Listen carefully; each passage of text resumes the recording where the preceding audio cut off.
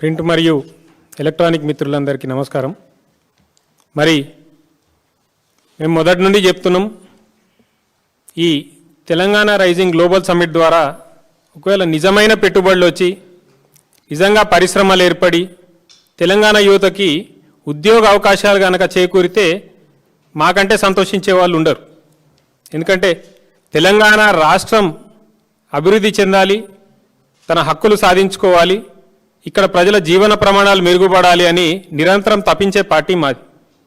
అయితే కాంగ్రెస్ ప్రభుత్వం గడిచిన 2 సంవత్సరాలుగా చేస్తున్న పనులు చూస్తుంటే మాటలేమో కోటలు దాటుతున్నాయి, చేతలు మాత్రం గడప దాటడం లేదు అన్న రీతిలో వాళ్ళ పనితీరున్నది. ఇప్పుడు మొన్నటి వరకు కాంగ్రెస్ నాయకులు అనేక సార్లు ఊదరగొట్టిరు. మేము ఇప్పటి వరకు 1,74,000 కోట్ల పెట్టుబడులు తెలంగాణ రాష్ట్రానికి ఆకర్షించినాం, తెలంగాణ జీవితమే అసలు మారిపోబోతోంది దీని ద్వారా అనుకుంటా వాళ్ళు అనేక మాటలు చెప్పారు.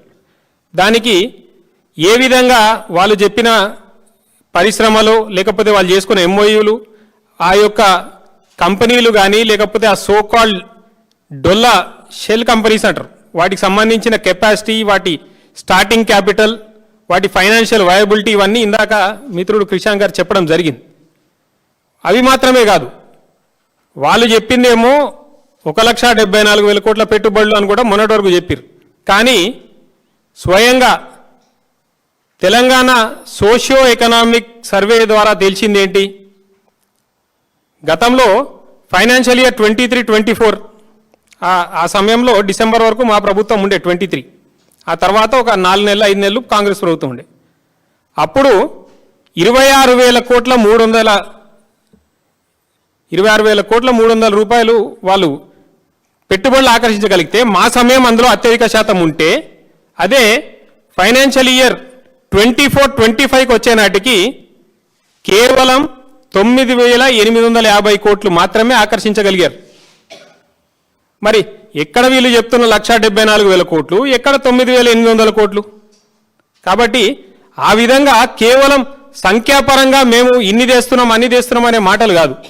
నిజంగా మీరు కనుక చెప్పిన వాటిల్లో 10% తేగలిగినా అది పెద్ద అందరే.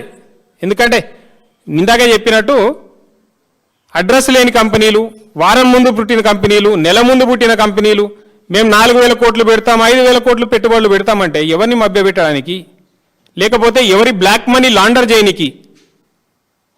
మేము ఈ సందర్భంగా ప్రశ్నిస్తున్నాం.